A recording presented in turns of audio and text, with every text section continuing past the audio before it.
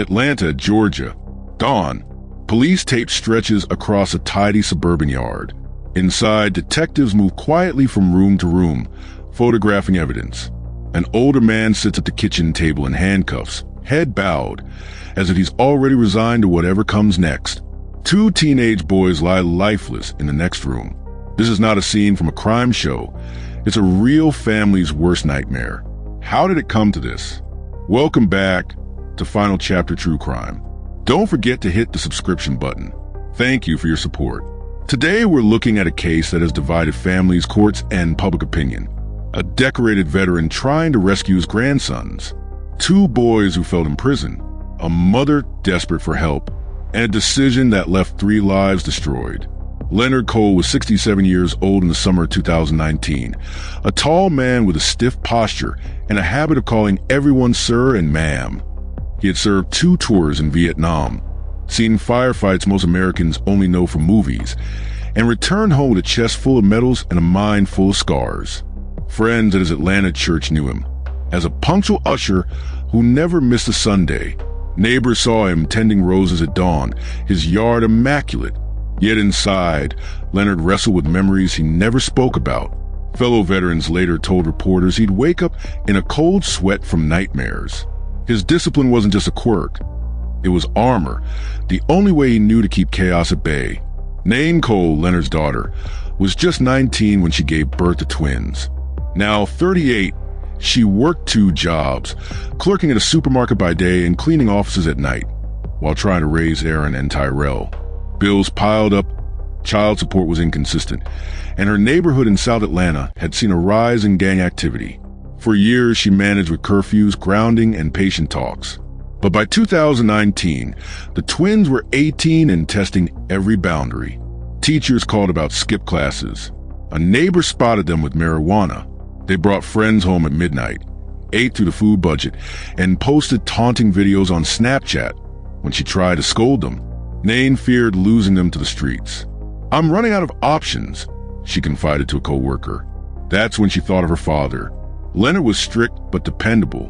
If anyone could whip them into shape, it was him. In early June 2019, Aaron and Tyrell moved into Leonard's brick home on a quiet cul-de-sac. He greeted them with a firm handshake and a list of house rules taped to the refrigerator. Wake up at 5 a.m. for chores. No phones at meals. Attend church on Sunday. No unapproved visitors. The twins laughed at first. "This ain't the army," Aaron muttered. But Leonard meant every word. Mornings began with yard work. Evenings meant study time. "My house, my rules," he told them. At first, there was uneasy compliance. Then came defiance. Sneaking out, friends knocking on windows at night, empty beer cans left in the garage. Neighbors later told police they heard shouting through open windows. One night, Leonard called a fellow veteran for advice. "They're not soldiers, Leonard. They're kids," the man cautioned.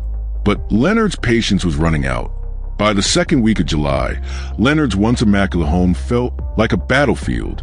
Chores went undone. Dirty dishes piled in the sink. The twins stopped answering when he spoke. Each evening, Leonard sat at his kitchen table, staring at a photo of himself in uniform and wondering how his life had come to this. According to investigators, a neighbor saw the twins whispering on the porch late at night. Another reported a strange car idling on the street, windows tinted. Leonard wrote in a note later found by police, "I don't know who these boys are anymore." He considered calling his daughter, but didn't want to admit defeat. On July 17th, Leonard visited his doctor complaining of headaches and insomnia. The physician prescribed mild sleep aids and told him to reduce stress. Leonard chuckled bitterly. "Easier said than done," he replied.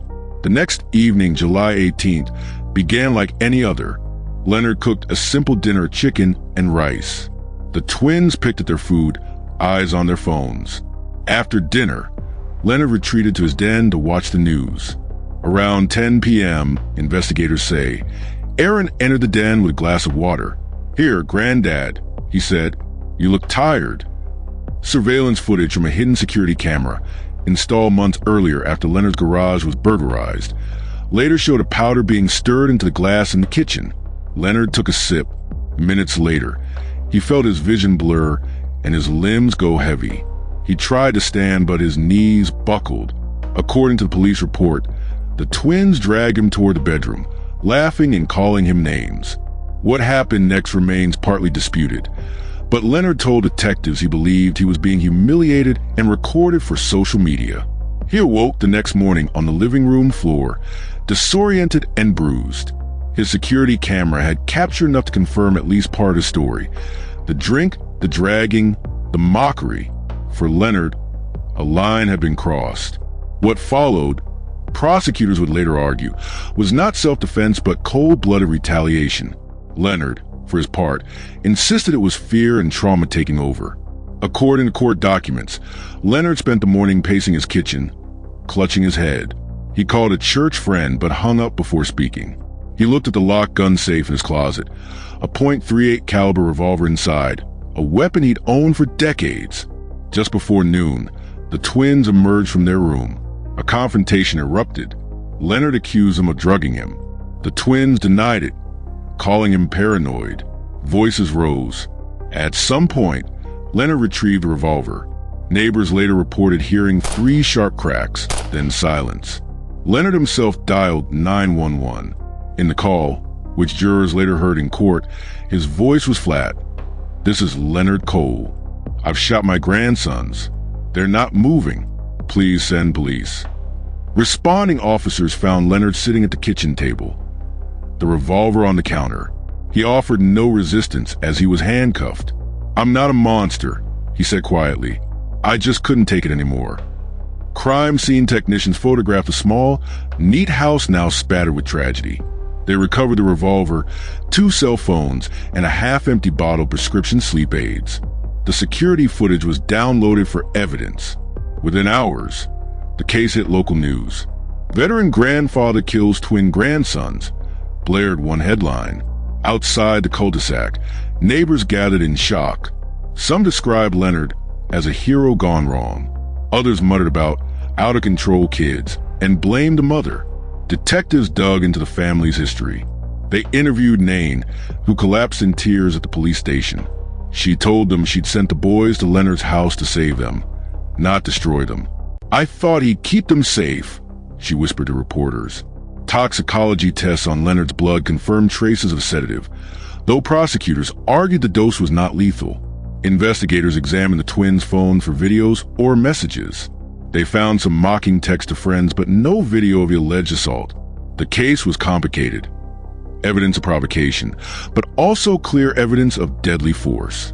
Meanwhile, public opinion split down the middle. Talk radio callers debated whether Leonard was a victim of elder abuse or a calculating killer. Veterans groups raised money for his defense. Youth advocates demanded justice for the twins. In 2021, after COVID-related delays, Leonard Cole went on trial for 2 counts of murder.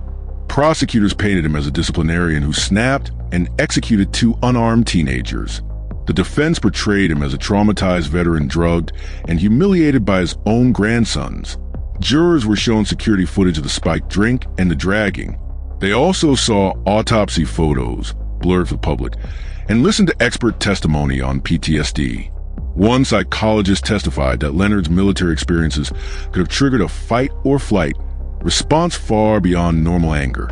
Outside the courthouse, protesters held signs reading "Justice for Aaron and Tyrell," while a group of veterans prayed for Leonard. For 5 days, the jury listened to closing arguments. Prosecutors replayed the 911 call, emphasizing Leonard's calm tone. The defense held up medical records, showing elevated blood pressure and traces of sedatives. Both sides acknowledged the tragedy. They disagreed on what it meant. On the 6th day, just before noon, jurors filed back into the courtroom. The gallery fell silent. Judge Mary Givens asked for the verdict. The foreperson's voice wavered. "On the charge of malice murder, we find the defendant not guilty. On the charge of voluntary manslaughter, we find the defendant guilty." Gasps echoed. Some saw it as mercy, others as injustice. Leonard stared straight ahead, blinking rapidly. Nain buried her face in her hands. Reporters rushed out to break the news. The judge scheduled sentencing for the following month. In the end, Leonard received 20 years in prison, with the possibility of parole after 12. He was led away in shackles, a stooped figure once celebrated, now condemned. Nain issued a short statement outside courthouse. "I've lost my sons and now my father. There are no winners here." She later moved out of state, away from a house on the cul-de-sac that had become a symbol of tragedy. Veterans groups continued to support Leonard, sending letters and small donations to his commissary account. Youth advocates used the case to argue for more programs to help struggling families before discipline turns into violence. Local media revisited the story on anniversaries. One editorial asked bluntly, "Could this have been prevented?" Another wondered how many other households were quietly simmering under similar tensions. Criminologists note that elder abuse is often hidden, and that older relatives sometimes overreact when they feel threatened. Psychologists also point out that PTSD can amplify perceived danger, making a minor provocation feel like a mortal threat. This doesn't excuse violence, but it does help explain why some cases, like Leonard's, spiral out of control. Statistics show that intergenerational households are rising across the U.S., and with them, potential for conflict. The Cole case became a touchstone in debates about gun safety, mental health, and family discipline.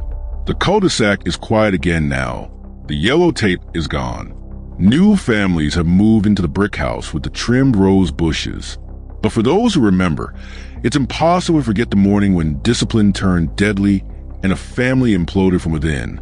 Was Leonard Cole a victim pushed beyond his limits, or a man who chose vengeance over restraint? Could this tragedy have been avoided? We want to hear your thoughts in the comments. Subscribe and turn on the bell to stay tuned for the next one, so you never get to miss stories like this.